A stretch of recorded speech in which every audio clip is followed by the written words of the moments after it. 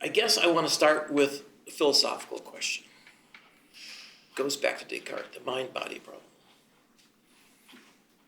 which is age-old, and this, what more can be written about it? It's a separation between our perception of our thoughts and our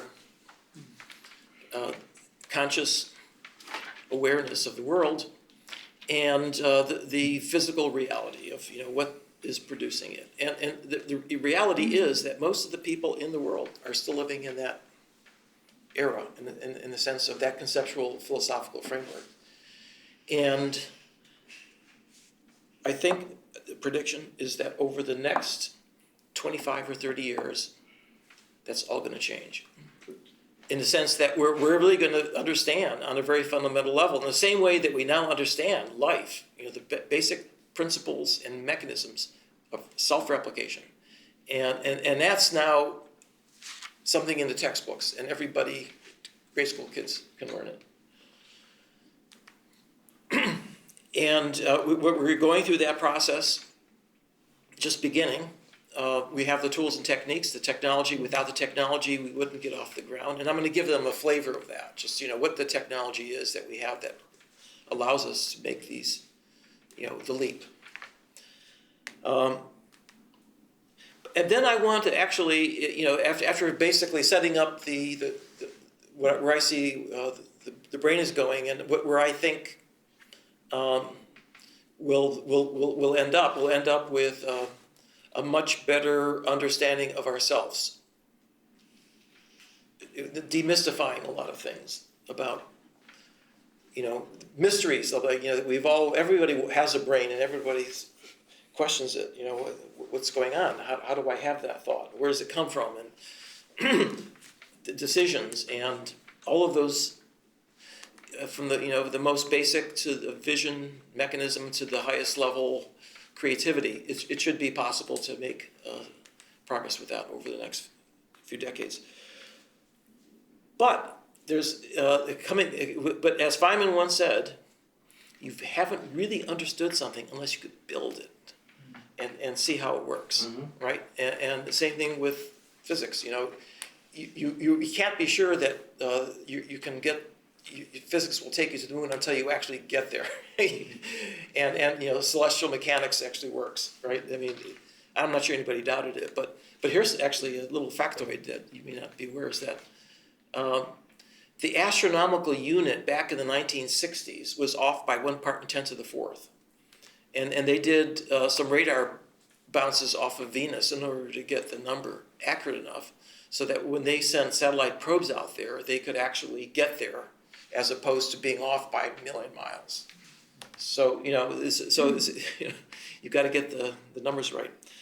But we can begin, even today, to build chips that have similar algorithms embodied in them that will take what we have right now, which is massive clusters of computers that simulate just a tiny little piece of the brain. But if you can actually build with physics the actual circuit in silicon, you can vastly reduce the size, the power, and potentially scale it up. And that technology is called neuromorphic engineering. It was started by Carver Mead. Is it largely analog? It's a hybrid. Okay. And so this is an interesting point, is that if you look into the brain, it's a hybrid computer in a sense that all of the subcellular computation is done with the graded potentials, the membrane potential, and synaptic potentials. It's only when you need to transmit information over a long distance that you go to all-in-on action potentials. So that's the digital part. But even the action potentials are asynchronous, so there's no clock that you're that is used to make everything globally synchronous. So but the point though is that as you learn more about the brain, you can embody it in the technology. You could first simulate it, because that's what you do first, just to make sure it actually does work on some vastly slower time scale. But if you want something to work in real time and interact with us in real time, with all that computational power, you're going to have a technology that is basically as efficient as biology has right now. So I want to end with an example of that, as where we are today. Right. Wonderful. Inputs? I have 3 questions that you may or may not discuss. I know that it's 15 minutes, but I think these are really important. The first one is that with reference to the Markram project, for example. Oh, okay. You could possibly say a few words about the possible problem that you are replacing an ill-understood reality with an ill-understood model. And to what extent is it helpful? I'm deliberately provocative. Yeah, that's a good point. I'm not sure I'll have time to go into the details, but I can certainly Highlights. give a high-level summary of what's going on in the world and what the strengths and weaknesses are. And the related question is that you see that these computations are solved in a certain way in the brain, right? But these are the results of evolution, and there is a lot of tinkering in evolution. So the question is, what is essential and what is accidental in these mechanisms? Because if you remove the accidentals, you could actually have a much more streamlined and therefore more powerful artificial instrument, which is not available for the brain because of the higgledy-piggledy. And also an important question is, what do you think, and because this will be important stimulation for the students, what do you think, that's of course a guess, what fraction of the really important essential data / algorithms is known about the brain at the moment? Aha. So how large is the terra incognita relative to the island that we know? Okay. Well, first we don't know what we don't know, so that's going to be. But you can have. But I think. But we can come up. You have a feeling about. Yeah, and I actually think that we're just beginning, and we have like 1 or 2 algorithms that we're pretty confident about, but it's almost certain we're picking up steam, and it's going to go much faster. And part of the reason is very interesting, which is that neuroscience is a very young discipline. It's only 50 years old. The Society of Neuroscience, I think, is like 40 years old. And it was a conglomerate from many other disciplines. The anatomists, for example, neuroanatomists were in anatomy departments, and the neurophysiologists were in physiology departments, and the neurologists, were in neurology departments. And so it turns out they were all studying the brain, but they didn't talk to each other. And I think the fact that they came together and had this big meeting was just a way of solidifying the fact that this is, really a community that we have now. But what was missing from the community up until about 25 years ago were people from the physical and computer science communities.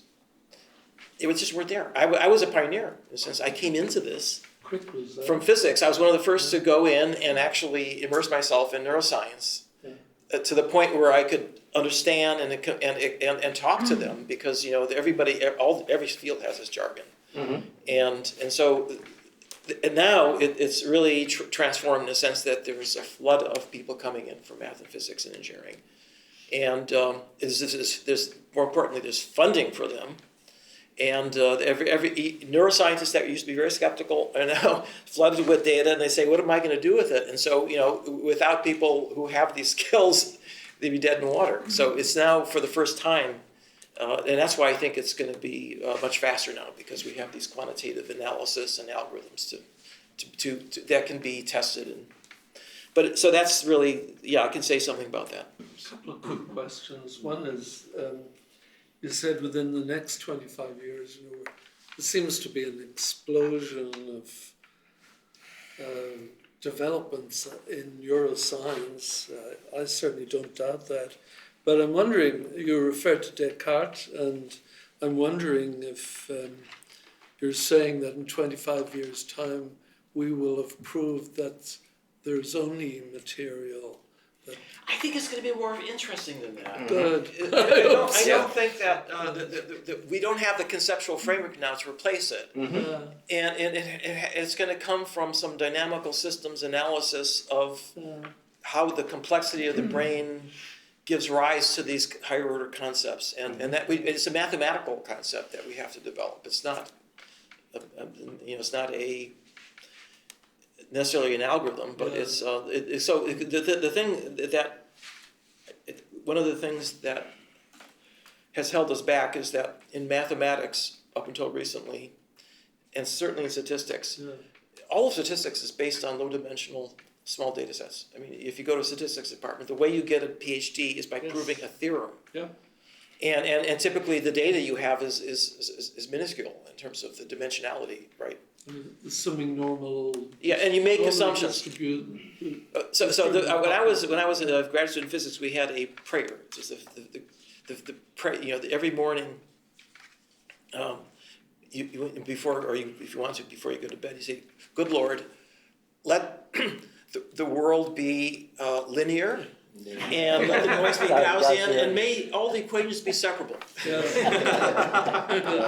And you can go pretty far with that, but the problem is the world, and especially the world that we deal with, which is the natural world, is very high dimensional, extremely high dimensional. And in fact, just look at our sensors, right? We have 1 million ganglion cells going into the brain, and 100 million photoreceptors, and that's a tremendous density of information that.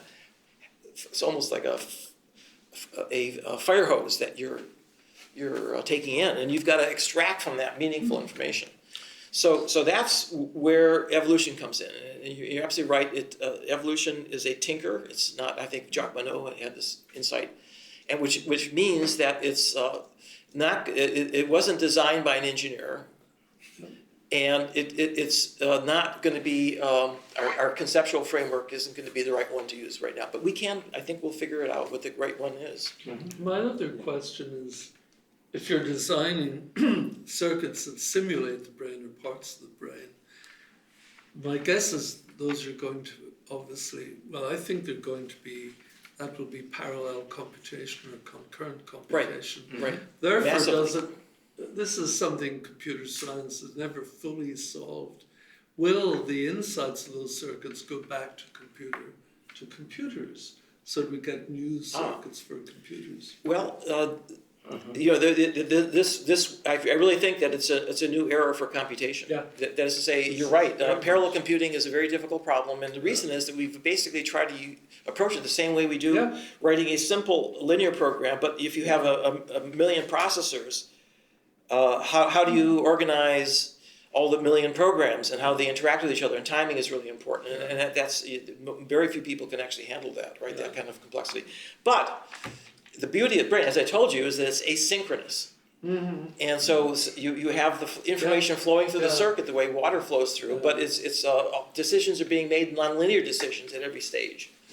And so that's a different style of computing in which you don't have to write down a program, but you write down the network topology and the physiology of how the neurons respond is an embodiment of the program. It's actually a direct the reflection of outputs it. would probably be less precise, but much more robust.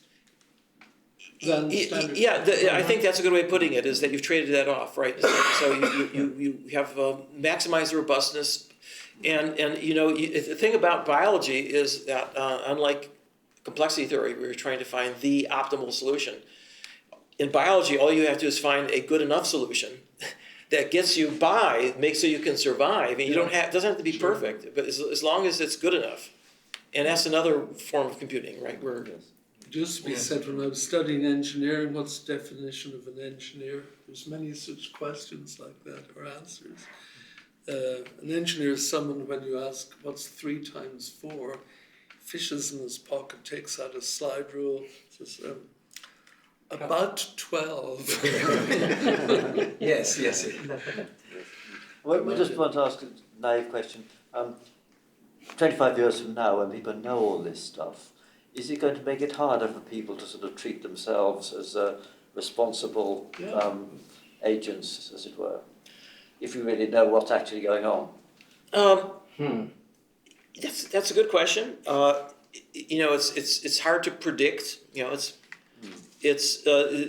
think it's actually going to. I argued with Francis a lot about this because he wrote a book, the Amazing Hypothesis, right? Astonishing Hypothesis, right? Yes. And that's really the central theme. And I actually think that it is going to deepen our understanding. In other words, it's going to give us an added dimension. We'll understand spirituality in a sense, why that's something that can be supported by the brain hardware. And I think that having tinkered with devices, that these neuromorphic devices are going to give us a very good intuition. We'll be able to create mini consciousnesses, basically, the equivalent, and we'll be able to see how they evolve. In a sense, we'll be evolving them. Yeah. And I like your idea of bringing up your your AI, it's the way you would a child. Because there's no way you can program a low complexity, right? Or even give it enough examples. You have to live in the world, and you have to be exposed to it, and you have to go through this process of maturation. So I completely agree that that's how it'll probably play out.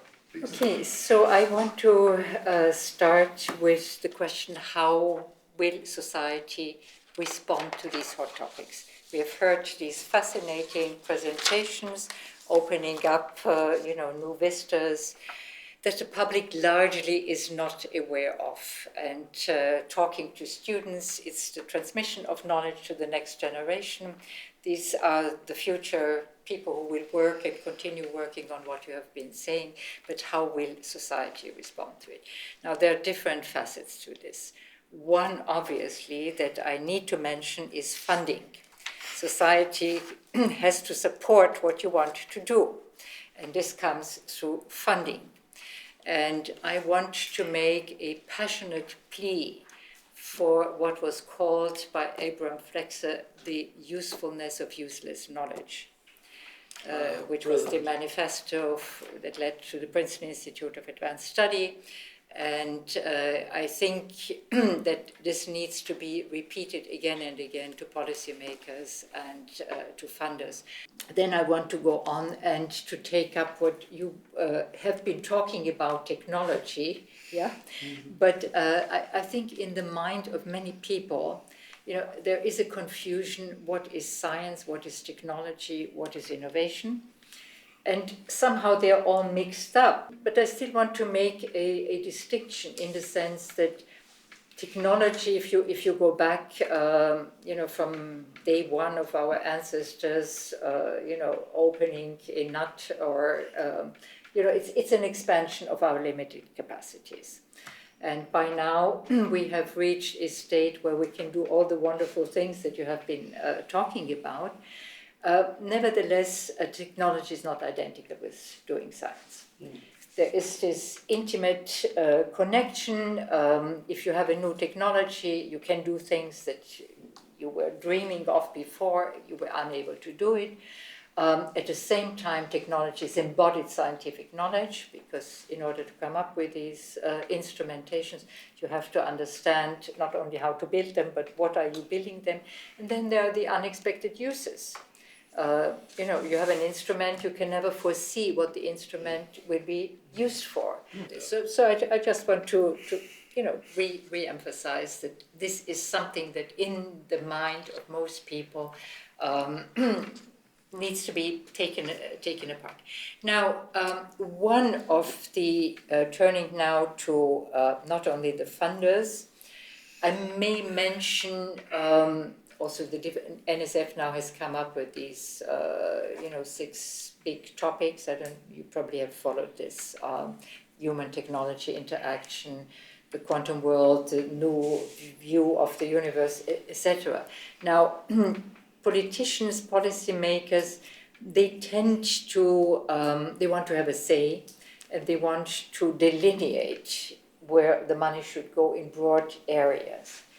Now, again, this should be separated from mission-oriented research and mission-oriented funding, where you have a specific goal. The knowledge is more or less available, but details are missing and various steps need to be worked out. But I want to separate this because I really want to plead for the kind of frontier research that these, and the promises and the potential that these hot topics have.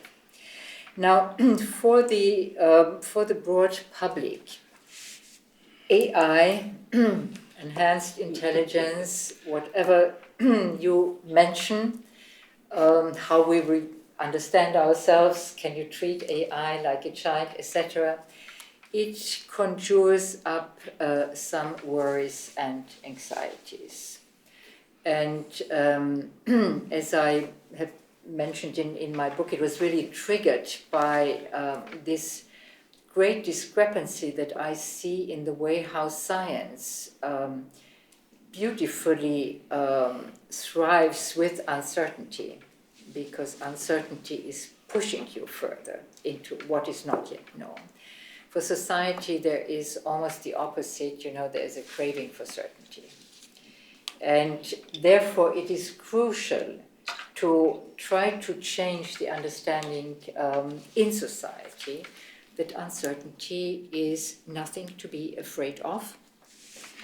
It is not the equivalent of, pulling the carpet under your feet and you don't know where you are, etc.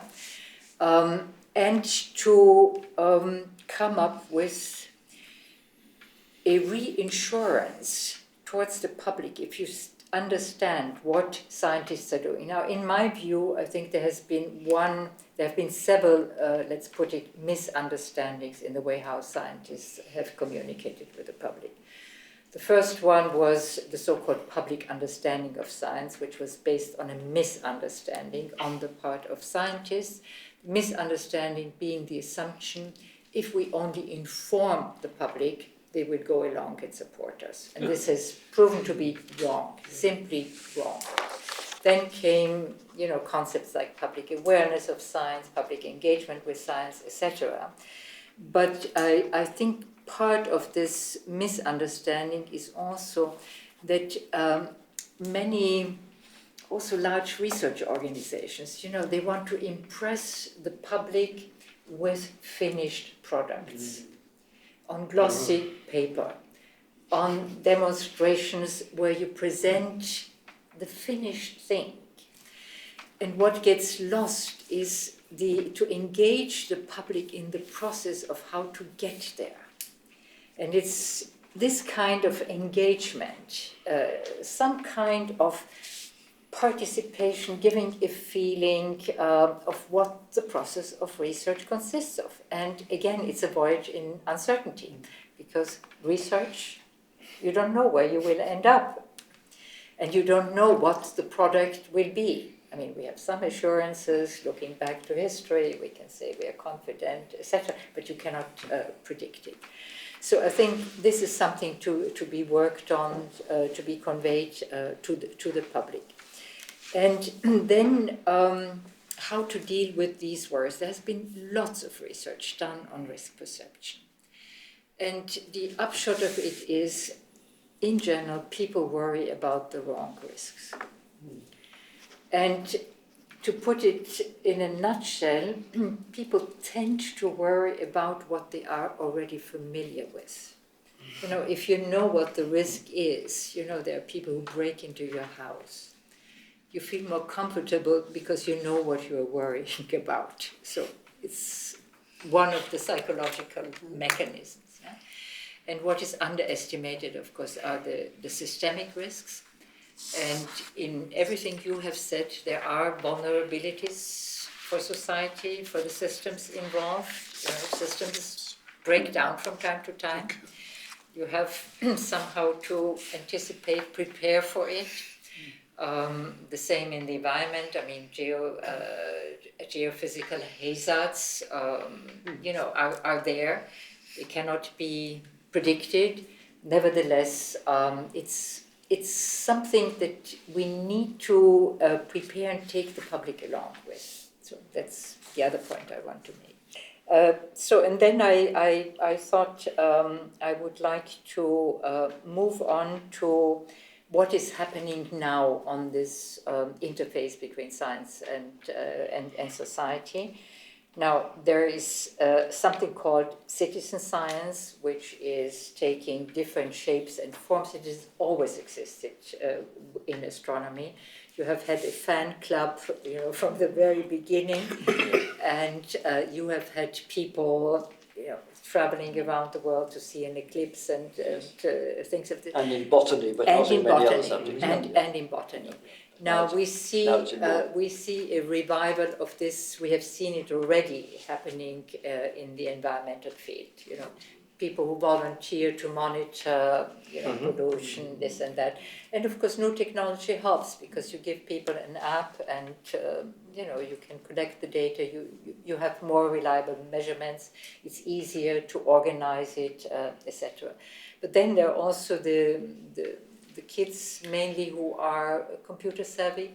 So they do some kind of calculations as part of a larger project, using their computational skills, which is another form of participating in a scientific project. And then there are these famous examples, folded protein folding, where it's a kind of crowdsourcing of the problem. And we know relatively little about who these people are, what motivates them, what are their expectations.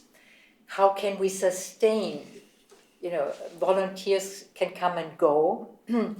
And so we also need to become more knowledgeable, what is happening there. And in order to also not to exploit them, because once people start to feel exploited, they will drop out.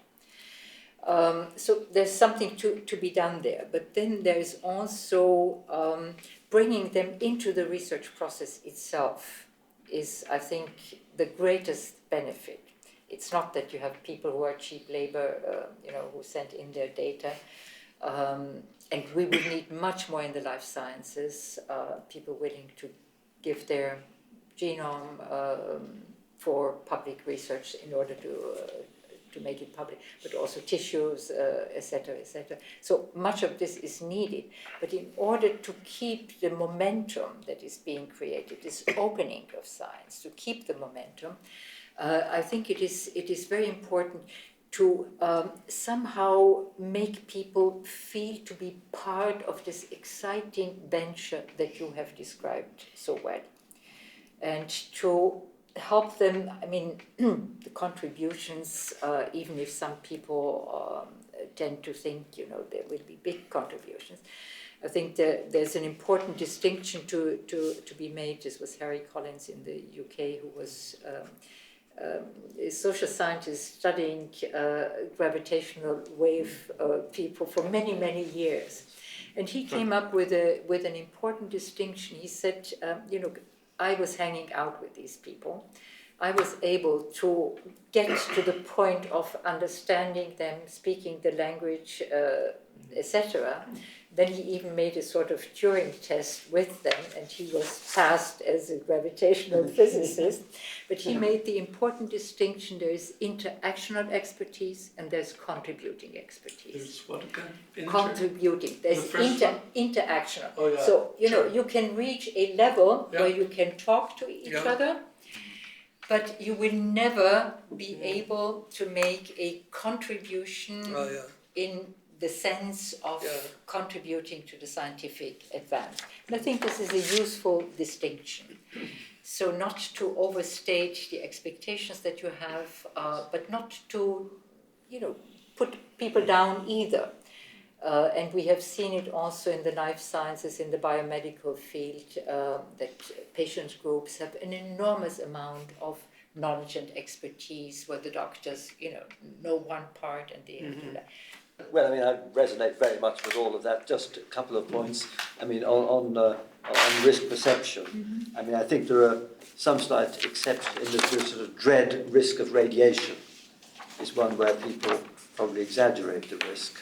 But as you imply, they are unaware of these huge potential risks, the risks which are growing with technological advance. And I think a good maxim is that the unfamiliar is not the same as the improbable. Okay. And I think people ought to realise that, because the risk we need to worry about of bio-error and bioterror, huge breakdowns of networks, etc., are going, and there are some which are so serious that even once is too often.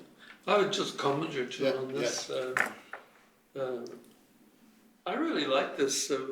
You're both a practitioner and a commentator on all of this. So I think that what makes, we're talking about interactional expertise versus contributor, what makes a really good contributor is they have a sense of smell for the prey, for what they're actually looking for. What I would like you to say more about, at least tomorrow, if we don't have time right now, is that this hunt that people go through, like I can sense you're on the edge of saying, when we get this technology up and running, we might find, we're not sure, but that's the excitement. The excitement is a huge anticipation. I mean, we are like people who buy lottery tickets, but the only difference is you can sort of steer the lottery ticket, or you can, as I sort of see it, it's not just that you're betting on a horse, but you can breed the horse, train the horse, run the horse. So I would love you to say more tomorrow about the thrill of the uncertainty. You started with this nice phrase, the usefulness of useless studies. Yeah. Knowledge. Useless knowledge, yeah. I think that this is a very important point. And this is exactly what most of the decision makers don't understand. So it's extremely important to hammer it in, because they don't understand it at all.